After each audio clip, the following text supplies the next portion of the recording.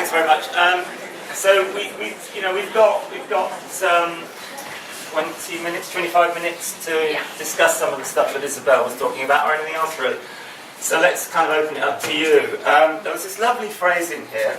There's lots of lovely phrases. Muster a whisper of protest. So I don't know whether anyone wants to whisper or shout a protest, but this is the chance for the room to take it over really, and I can't resist. So just say who you are briefly, and then put your hands up and we'll go around.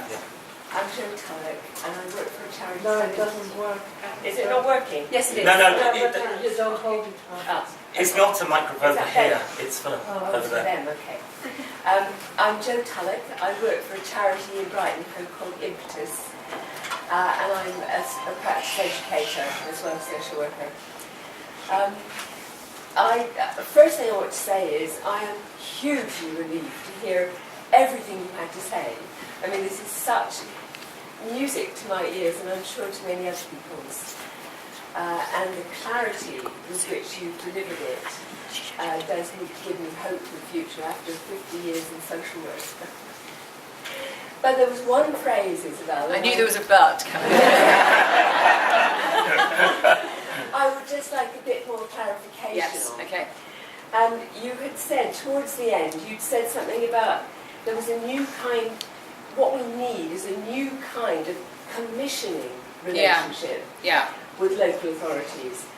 And I wondered if you could expand on that, because it seems to me that, on the one hand, those of us who work in very large organisations that are not just about social work very often have very, very little power. Yeah. And I can see where social workers might need some kind of backing and backup. But the possibility is that there is a privatisation wrapped up in that, and that would worry me. Yeah, okay. Yeah, it's that's word commissioning. It always alerts people to that. Okay, so suppose where that comes from is what I was saying earlier about local government dominating the profession, and that so often, or the general narrative is that social work is the problem, and I don't think social work is the problem. That we have some things that we need to get better at, but actually it's often, and we're talking about statutory social work because that's where we get clobbered, and but actually it's local government's problem, because actually they have the responsibility for child protection and family support under the Children Act. Social workers deliver on their behalf. So that's what I mean about a new commissioning relationship. Is that so? Maybe it's bad terminology, but it's trying to separate out what we are as a profession, and the extent to which we can do things on behalf of organisations, and that is entirely dependent on the resources that we're given to do it. So it's just making that point. Thank you. Jill wants another go. Yes. There we go. I'm sure you support the way students are first introduced to service users and carers in the selection process, and how they learn to see them as equal partners with the tutors and practitioners on their assessment panels, and not least how they bring their perspectives of the lived experience into the classroom to further prepare the students for the challenges around personal and professional development. My question would be, how will you ensure this involvement, which is highly valued by the students, will continue against a backdrop of uncertain future funding? Well, again, I mean, that's one of the debates that there is, not just in terms of social work education, but actually, ongoing practice and policy development. There's nothing more powerful than the service users' experience, and it's so important to keep on hearing it.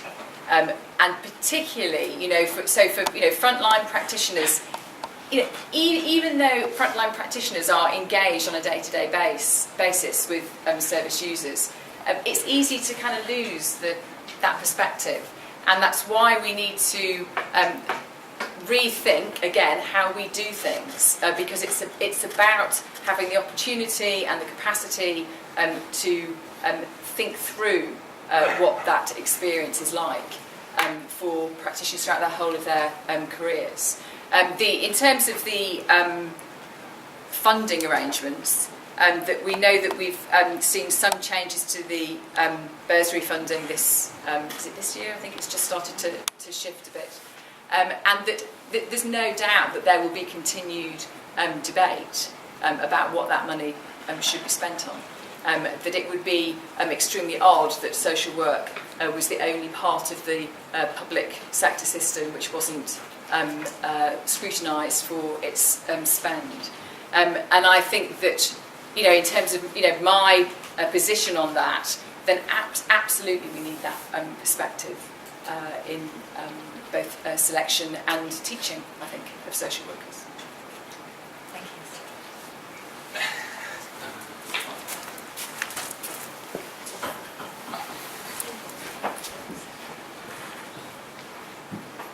Hi, I'm a lecturer here at Sussex. Hi. You mentioned the College of Social Work and also alluded to watchers, and I just wondered if you had thoughts and opinions on the role of regulation in social work and the success or otherwise so far of the college and of the HCPC. Yeah, okay. Well, these are obviously really hot topics following the publication of Neri and David Crossdale-Appleby.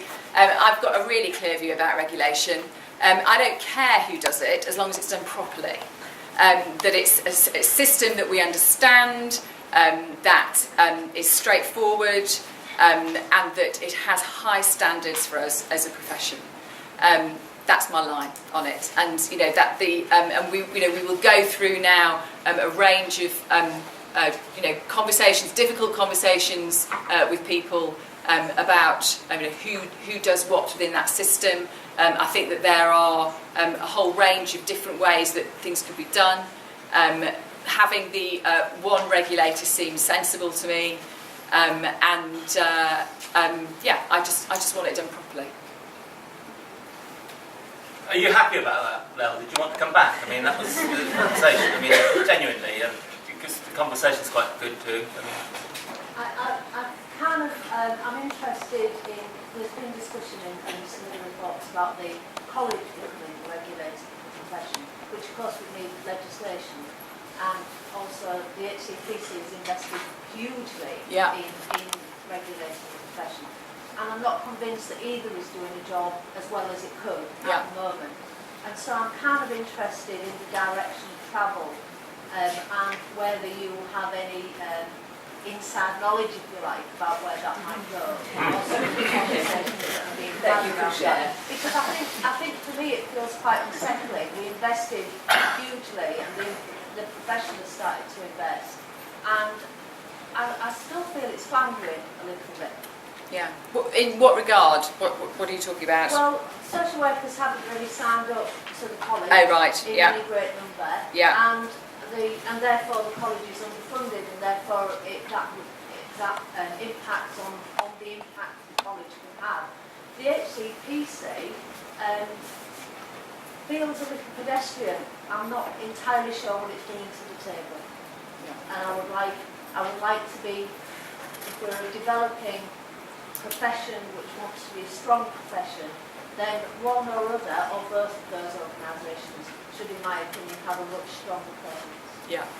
And I think that in terms of the college, it still is a young institution. In terms of establishing ourselves in the way that we are and that direction of travel, we're at very, very early stages. So I think we just have to give the college a bit of leeway. Which is really important. That there's no kind of inside position. There are a range of debates going on between the departments and amongst various bodies about what should happen. I think it's a really great opportunity to review where we're at in relation to regulation, so that, you know, if there are concerns about how it's currently running, that we address it. You know, I'm very keen to look at a much more robust registration process. I wonder whether we should have a more of a kind of first stage probationary registration at the point of qualification, and then at the end of the ASYE that we have a kind of full registration or license to practice, whatever sort of terminology that you use. You know, that requires, you know, particular things from a regulator. So, you know, that will open up that whole question. And also, I want whoever it is, I want that institution to have high ambition for social work. That this is, you know, this is about public protection. That's why we have a regulator. And actually, you know, the level of potential risk that we pose to the public because of the complexity of the work that we do is quite considerable. And so our registration arrangements need to match that. Thanks, Scott. Someone over here, I think, can first.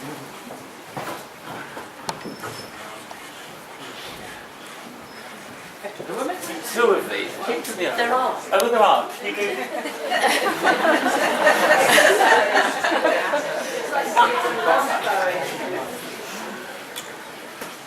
actually want to ask a question. I just wanted to see Barry coming.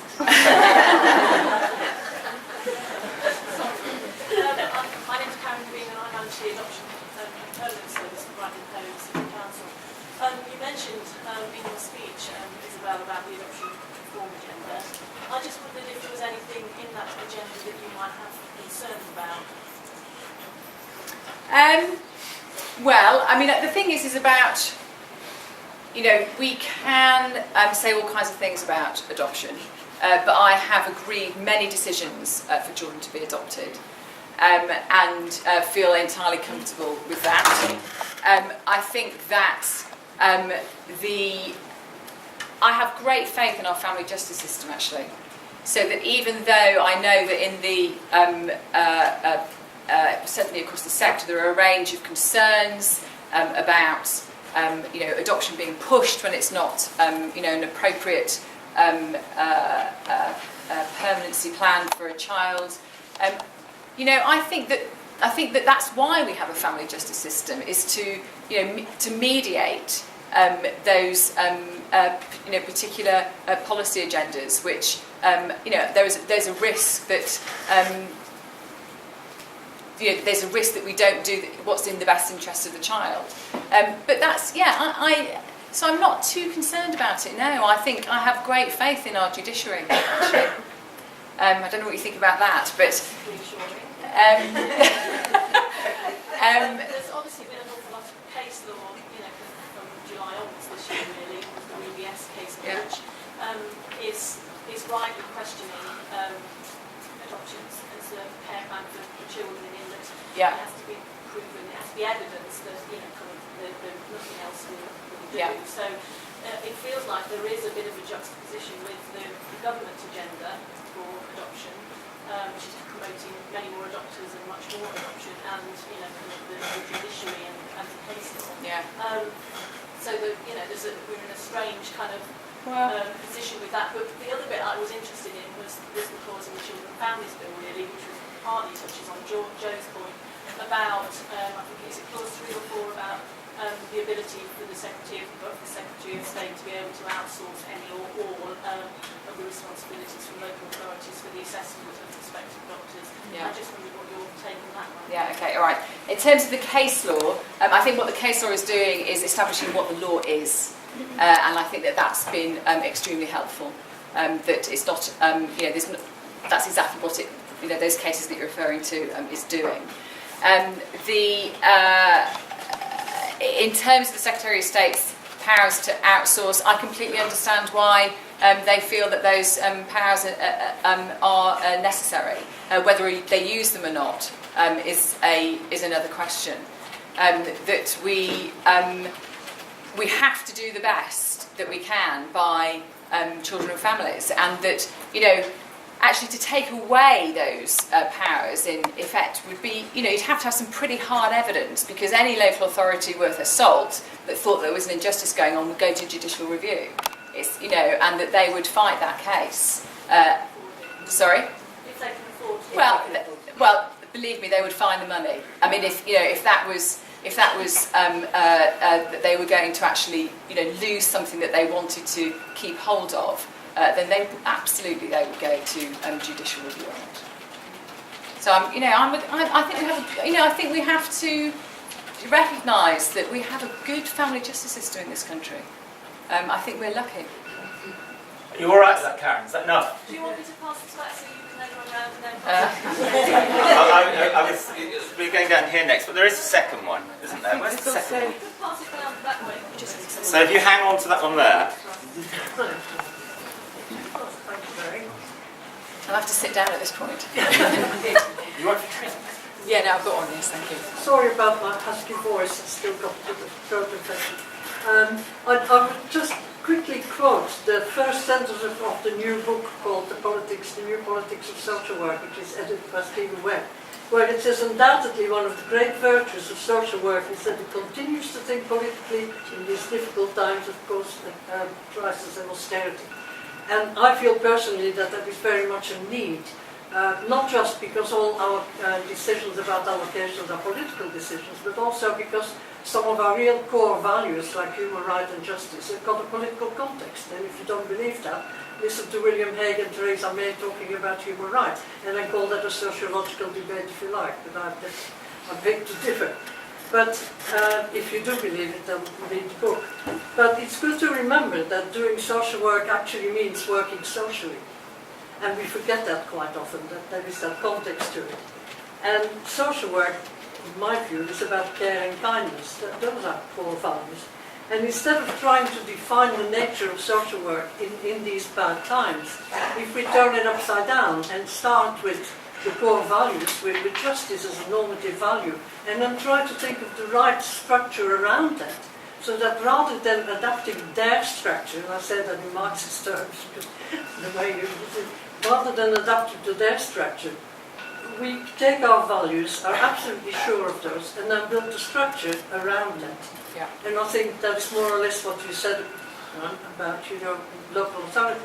And I remember when Supporting People first came out, the hostel manager went up to the meeting and came back to me and said, the council says they need this and that and that. And I said, no, we are the providers, we can do this, and you need to say to the council, if you want a good job, you need to give us this and that. Never happened, because there was pressure.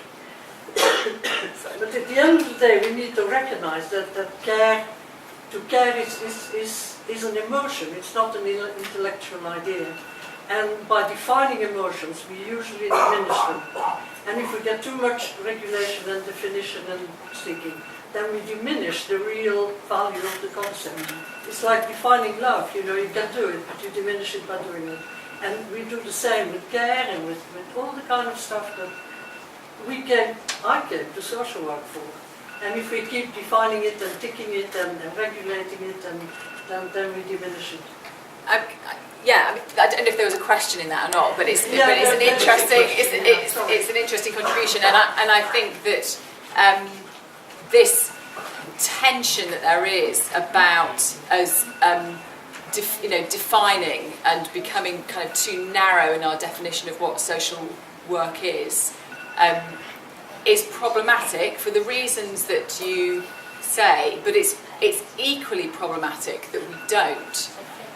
Because I think we have lost ground. As I said, I think we're regaining it because actually, in a way, we've been forced to say what it is that we will do on behalf of the state. Because, of course, that's where that's the point of tension, isn't it?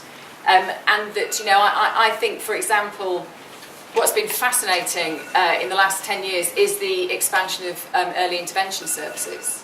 And I have many views about that, and one of them is that because this part, which was seen as the kind of part of the social work part of the system, was failing, that everyone said, oh well, we're going to go and do it over here. So we're just going to create another system over here, which is actually very, very similar to this system, but they're working with a different group of families, and a lot of resource and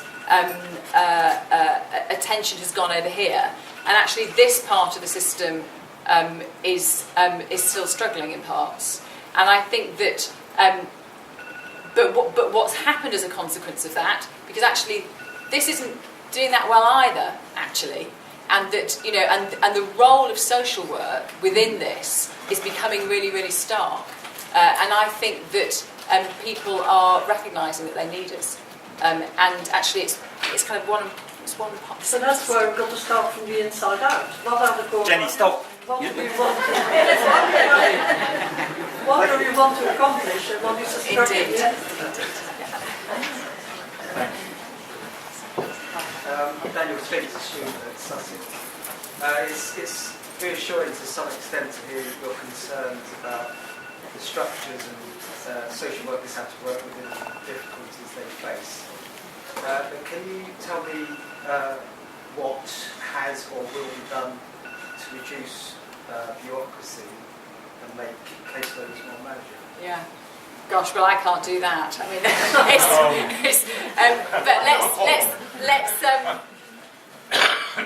but they're two quite distinct areas, I think. And again, it begs the question: is like, who's in control here? I often think about that. So, well, who's running this show? And in parts, again, we've got central government, but actually, Monroe found in her review that most of the bureaucracy generated is generated by local government. Now, I don't think we could say that when ICS, Integrated Children's System, was mandatory. But that was, that has caused such a problem nationally, because most local authorities now have those systems which are kind of paper chasing, machines. And of course, even though it's within the gift of local authorities to change those systems now, it's expensive to do so, and at a time when money is short, that's really problematic. But that is absolutely one area which local authorities need to focus on. I was in a meeting with a social worker the other day who didn't know that ICS was no longer mandatory, and also was absolutely convinced that her senior managers didn't know that it was mandatory either, that it was no longer mandatory. And I said I found that very hard to believe. But of course, if there's this sort of attitude that, well, there's nothing that we can do about it, prevails, then of course nothing will happen. And I think it's about that sort of professional voice, coming through and saying this is actually disastrous for practice if we're using these systems that tie up so much of our time. In terms of caseloads, again, I think you can't. I don't think you can see these things in isolation from each other. So it's, this is why, in the work that Barry referenced that I've done previously, that we went for a complete whole system change linked to exactly what you said, which is we started from, what's our value base here, absolutely central, what is it that we want to achieve for families, how are we going to do it, and we started again completely, a complete redesign. And the innovation programme that I referenced earlier is local government's opportunity to do this. There's considerable amount of funding which is offering local authorities the opportunity to rethink how they do things, so that social workers can have manageable caseloads, that they have proper administration systems in place, proper administration support, and are out there doing effective direct work with families. Well, I think that's back to you then, the message for that, isn't it, really, of change in some ways with support? No, because everywhere I go, I'm having this conversation. I'm saying these, if you want to see a systemic change in the way that we do social work in this country, you need to listen. That this isn't just kind of a moan.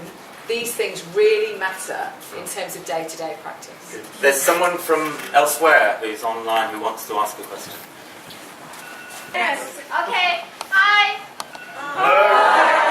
From Taiwan. We are from Department of Social Work. Suzhou University at Taipei, Taiwan. First, my director would like to say hello to you.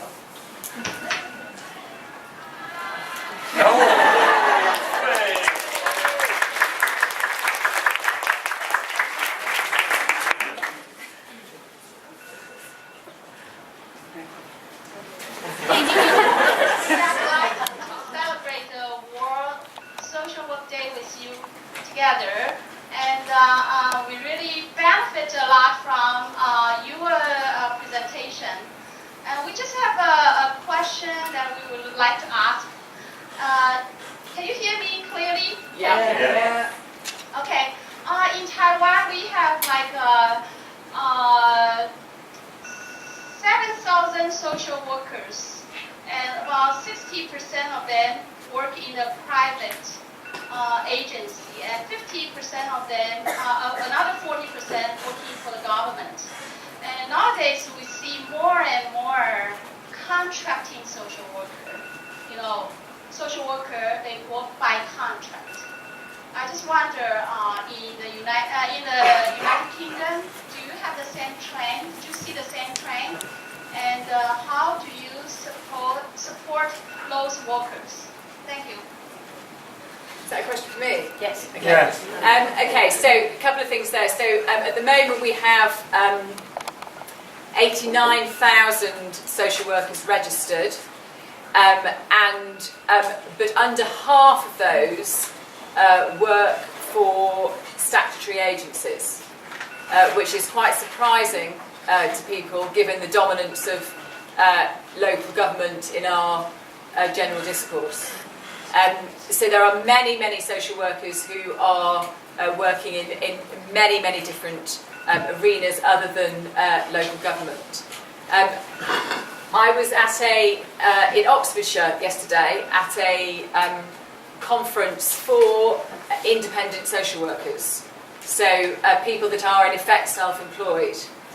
And it was a very interesting day for me because, of course, they have a very different culture where they are completely, self-determining. They're responsible for their own professional development,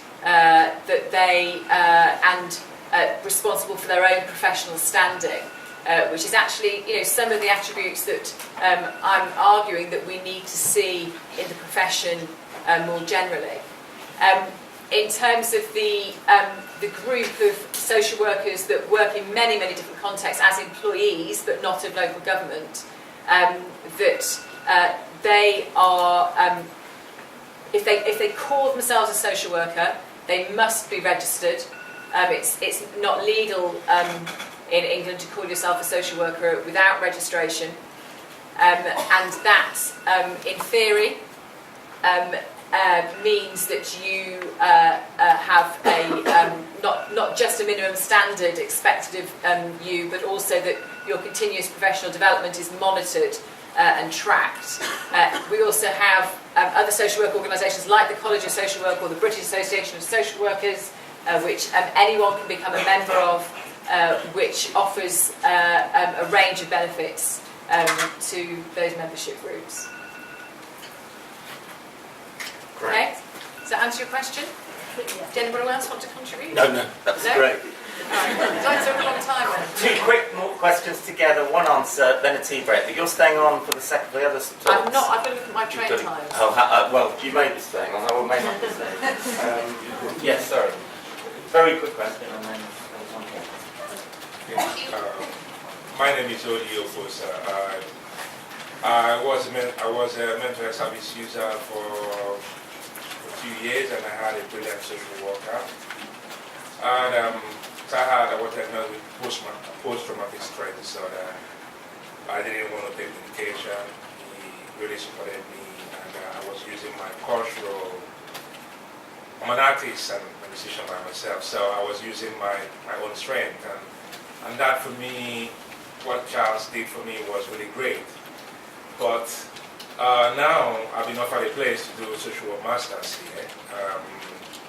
And the problem I'm having, what I'm seeing with social work is I've been running a user-led mental health support group in the community for the past 7 years, and it's been going well. And what I wanted to ask, like the main social work values is about social justice and citizenship and helping people to regain themselves and be able to do something. And now social workers, they're not really, I cannot see them supporting people like people that are, the referrals that I got in my own survey, so about 23 people come every week. It's once a week, but 23 people comes there because they're able to do music, do their art, and do whatever they want to do. It's run by them. I'm only there to put some structure, but I'm being led by them, being led by me. But I think social work, they've lost that social justice part of things in terms of, talking about, performing your social responsibility and thinking about responsibility and actually supporting people, who have been who have been mortificated from within the institutions and their own personal, everything has been taken away from them, and again, being part of statutory day service again does harm more because people want to be given things on the table and the government welfare is being taken away from them and people getting sick, and social workers are more medicalized now, being arms, and they're not anymore ASWs, and there's still kind of more social work training on group work or using red book or brown book of groups. So it's just like, I'm lucky to have, I think probably I'm the last person, the last group that had a good social work in the past 8 years. What in the world? Okay, thank you very much. And a quick one over there, just I don't know if it's anything like that. Hi, I'm a student here. I just was really interested and pleased to hear that you've got ear of government and they are behind social work, because to our ears, I don't know if I speak for people, it sometimes feels that they're perhaps not. Yeah. And that what we hear about, and we're hopefully, through PASS, will be on the front line working with people whose benefits are being slashed. And we know that, we know under Labour, they defined poverty as being the worst thing that can affect people's lives. And I don't know how you feel about that. Well, I mean, one of the things that I'm really clear about is that whatever government is in power, I am not going to play an ideological battle with them. Is that I'm really clear about what my role is, and that is to support the government of the day. And that's what civil servants do, and that my both my kind of personal expertise, but also drawing from the front line about the realities of what it's like to practice, and for families out there to bring that to the table is part of the role. So I think that we're getting to some very dodgy territory here.